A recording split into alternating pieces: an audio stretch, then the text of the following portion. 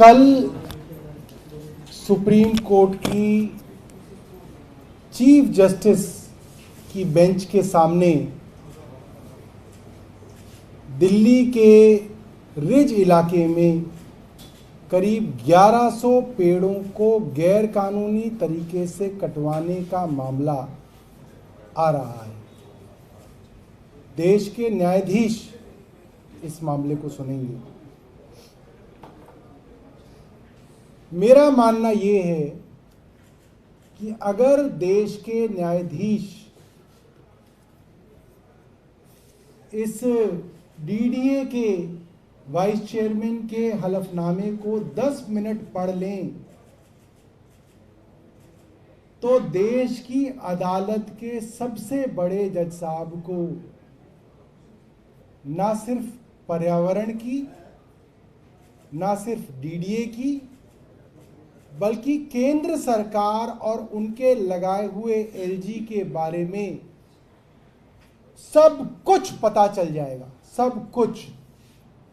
ये मामला ऐसा है जिसके अंदर दिल्ली की चुनी हुई सरकार के साथ क्या किया जा रहा है, दिल्ली के अफसरों के साथ क्या किया जा रहा है और केंद्र सरकार क्या कर रही है, और केंद्र सरकार के लगाए हुए एलजी साहब दिल्ली के साथ और दिल्ली की चुनी हुई सरकार के साथ क्या कर रहे हैं, ये उन्हें 10 मिनट में पता चल जाएगा।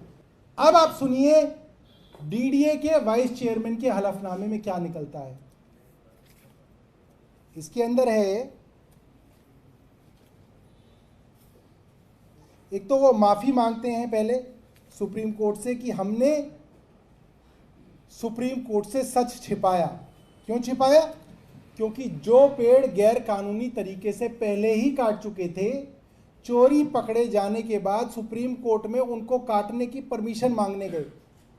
पहले काट चुके हैं, बाद में परमिशन मांगने गए कि साहब हमें पेड़ काटने हैं, परमिशन दे दो। वो परमिशन सुप्रीम कोर्ट ने रिजेक्ट कर दी। तो आपने झूठ बोला कोर्ट में, एलजी साहब के डीडीए ने झूठ बोला, उसके लिए पहले तो उन्होंने माफी मांगी, मतलब उन्होंने अपनी चोरी कबूल कर ली। आगे क्या लिखते हैं सुनिएगा। उन्होंने ये मान लिया कि ये पेड़ 16 फरवरी से लेकर 10 दिन के अंदर गैर कानूनी तरीके से काटे गए। अब डीडीए ने एक वाइस चेयर, डीडी की एक कमेटी बनी जिसका हलफनामे के अंदर उन्होंने बताया। उसके अंदर आप सुनिए कि हुआ क्या। इस कमेटी ने यह बताया कि उस जगह पे जितने पेड़ कटे डीडीए के हिसाब से, उसमें जंगल यानी कि फॉरेस्ट एरिया के करीब 468 पेड़ काटे गए। ये डीडीए का हलफनामा है, कबूल कर लिया डीडीए ने। और नॉन फॉरेस्ट एरिया के 174 पेड़ काटे गए। ये डीडीए कह रही है। हालांकि आरोप इनके ऊपर 1100 पेड़ों का है, मगर इन्होंने 468 जमा 174 इतने पेड़ों को गैर कानूनी ढंग से काटा गया, ये तो इन्होंने अपने हलफनामे में मान लिया है।